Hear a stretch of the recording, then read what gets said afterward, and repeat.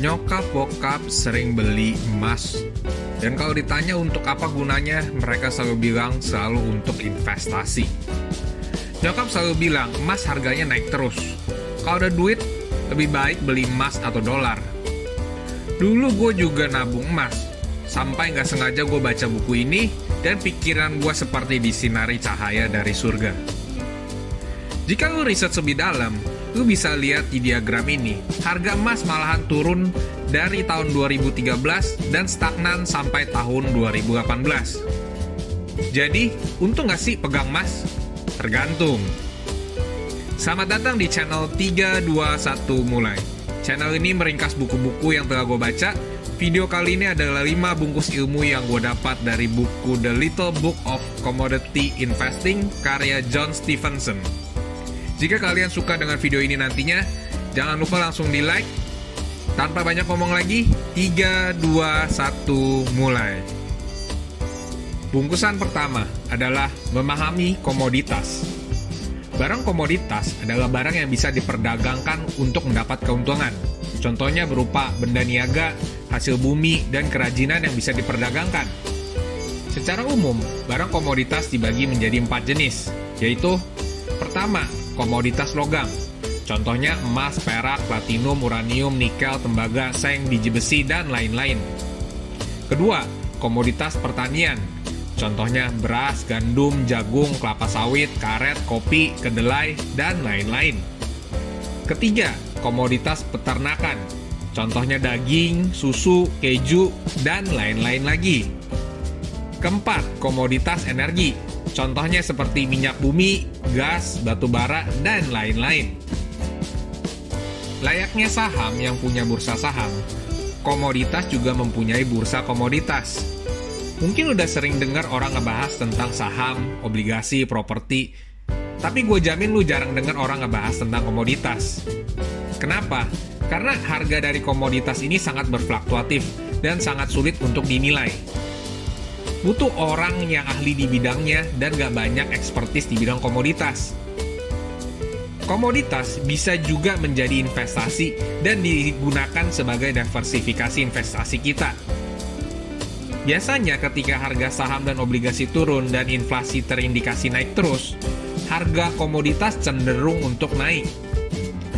Pergerakan harga komoditas nggak terlalu berhubungan dengan saham dan obligasi, dan membuat investasi komoditas ini cocok sebagai diversifikasi portfolio investasinya kita. Jika lu mau memahami dan belajar tentang komoditas lebih jauh, lu harus melihat China. China punya ekonomi terbesar di dunia, dan merupakan konsumer terbesar untuk biji besi, tembaga, seng, aluminium, nikel, batu bara, dan minyak mentah. Sekarang China adalah produser baja terbesar di dunia, dan menampung hampir 80% besi di dunia. Ekonomi negara berkembang seperti India, Thailand, Filipina, Vietnam, Indonesia akan terus membaik. Dan ketika ekonomi bertumbuh, maka taraf hidup dan demand untuk produk juga bertambah, yang pastinya akan membuat permintaan barang komoditas juga akan naik. Bungkusan kedua adalah investasi komoditas melawan investasi saham perusahaan. Punya perkebunan, lahan tambang, peternakan, atau emas fisik adalah salah satu cara untuk terekspos secara langsung ke komoditas. Tapi, sangat tidak praktis untuk kebanyakan orang. Banyak orang yang nggak mau direpotkan oleh proses mengurus hasil komoditas tersebut. Banyak faktor yang membuat investasi komoditas jadi sangat merepotkan, butuh biaya tinggi, dan beresiko tidak menghasilkan untung. Lalu, bagaimana caranya agar kita bisa investasi komoditas tanpa harus direpotkan, tanpa harus mengeluarkan biaya besar, dan bisa mengurangi segala resiko yang ada? Caranya adalah dengan investasi di perusahaan komoditasnya. Jika lo mau investasi di komoditas logam, lo bisa mencari perusahaan seperti Aneka Tambang. Jika lo mau berinvestasi di komoditas batu bara, lo bisa mencari perusahaan seperti Bukit Asam.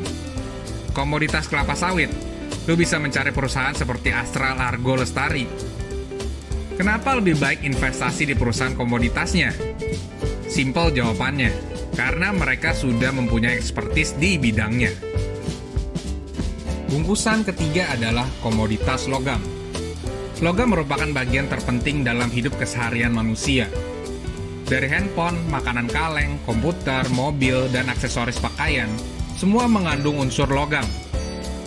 Ketika daya produksi global mulai meningkat karena demand dari pertumbuhan ekonomi, maka harga dan permintaan komoditas untuk baja, roll, tembaga, aluminium, seng adalah yang bakalan pertama bertambah.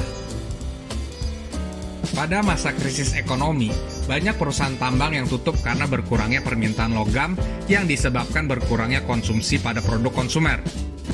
Terlebih lagi, pada masa krisis ekonomi, bank menjadi sangat ketat dalam mengeluarkan pinjaman, sehingga perusahaan yang nggak kuat arus kasnya bisa beresiko bangkrut. Akan tetapi, ketika ekonomi mulai bangkit, maka permintaan logam juga akan meningkat. Untuk memproduksi logam bukanlah hal yang gampang, karena banyak sekali faktor dan kendala teknik yang bisa mengganggu produktivitasnya. Dinyatakan oleh ahli, dari awal tambang ditemukan, butuh 5 tahun dan dana yang besar untuk membuat tambang tersebut bisa memproduksi pada kapasitas maksimal.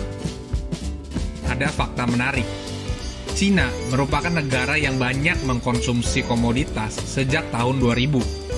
Pertumbuhan ekonomi Cina yang pesat telah mengangkat taraf hidup 621 juta dari 1 miliar penduduknya. Peningkatan taraf hidup mengakibatkan bertambahnya permintaan peralatan industri, rumah tangga, mobil pribadi, dan lain-lain. Puncaknya pada tahun 2007 dan 2008, di mana Cina mengkonsumsi rata-rata 50% dari permintaan logam dunia. Karena permintaan yang tinggi, Cina juga memperkuat produktivitas industri logamnya dengan sangat cepat dan baik. Sekarang, indirectly nih, Cina bisa dikatakan bisa mengatur harga pasar komoditas baja di dunia. Ada fakta menarik kedua. Dunia semakin lama sadar akan pentingnya dengan energi bersih. Negara maju, perlahan, juga sudah mulai bergeser ke energi bersih, yaitu tenaga nuklir. Bill Gates adalah salah satu orang penting yang mempromosikan tenaga bersih nuklir. Walaupun penggunaan tenaga nuklir masih kontroversial dan dunia masih trauma dengan kecelakaan Chernobyl di Rusia, buku ini percaya nantinya dunia akan sadar keuntungan tenaga nuklir berbanding resikonya. Ketika tenaga nuklir berkembang, maka harga komoditas uranium, bahan dasar tenaga nuklir, akan naik. Bungkusan keempat adalah komoditas emas. Gue yakin semua orang suka emas. Dengernya aja langsung mikirin cuan. Sudah hampir 90% emas dunia, sekitar 4,5 triliun US dollar, itu udah digali. Ada masanya, emas adalah investasi yang sering mengalahkan performa saham, properti, dan obligasi. Terutama pada saat bank dalam tekanan, saat US dollar melemah, dan inflasi naik gila. Emas ini cocok digunakan sebagai diversifikasi portfolio investasi. Banyak orang yang membeli emas fisik berupa batangan atau perhiasan sebagai bentuk investasi emas. Gue juga dulu suka beli emas fisik sebagai alat investasi. Sampai akhirnya gue baca buku ini dan ngebuka pikiran gue. Ternyata, untuk menyimpan emas fisikal mempunyai resiko dan biaya. Resikonya adalah, jika lu taruh emas di rumah, bisa aja dicuri. Dan kita bisa aja taruh di safe deposit box, tapi ada biayanya. Ada cara yang lebih aman dan tidak merepotkan dibandingkan membeli emas fisik, yaitu membeli gold ETF atau Exchange Traded Fund, atau saham perusahaan tambang emas. Investasi di gold ETF atau saham perusahaan tambang emas sama juga akan membuka exposure kita ke komoditas emas, daripada lu menyimpan emas secara fisik. Pastinya jika harga emas naik, ya harga gold ETF dan saham perusahaan tersebut juga akan naik. Tentunya return yang didapatkan bisa berpotensi lebih besar dibandingkan investasi emas secara fisik. Tapi ini disclaimer ya, kalian harus melakukan riset sendiri sebelum berinvestasi di gold ETF atau saham. Jika kalian mau gue bahas tentang perbandingan investasi emas dengan saham perusahaan emas, tulis di komen. Jadi, pahami resikonya dulu sebelum berinvestasi di gold ETF atau sahamnya. Jangan jadi orang bodoh. Bungkusan kelima adalah fakta dasar berinvestasi di komoditas. Butuh pengetahuan dan pengalaman untuk bisa sukses berinvestasi di komoditas. Jika lu tidak mempunyai keunggulan, tidak mempunyai pengetahuan, dan tidak mempunyai ekspertis di bidang komoditas, akan lebih baik lu untuk berinvestasi di saham perusahaannya daripada berinvestasi di barangnya.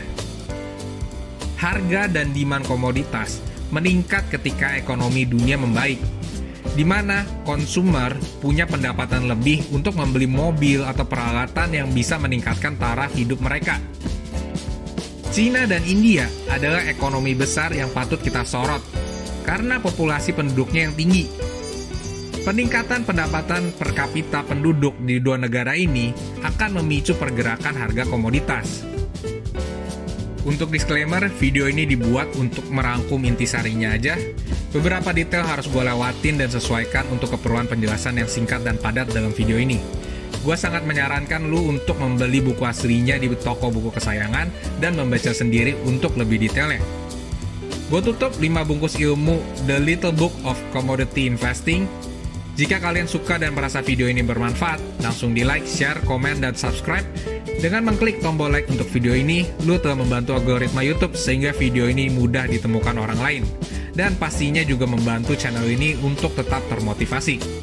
Sampai jumpa di chapter berikutnya. 3, 2, 1, cheers guys!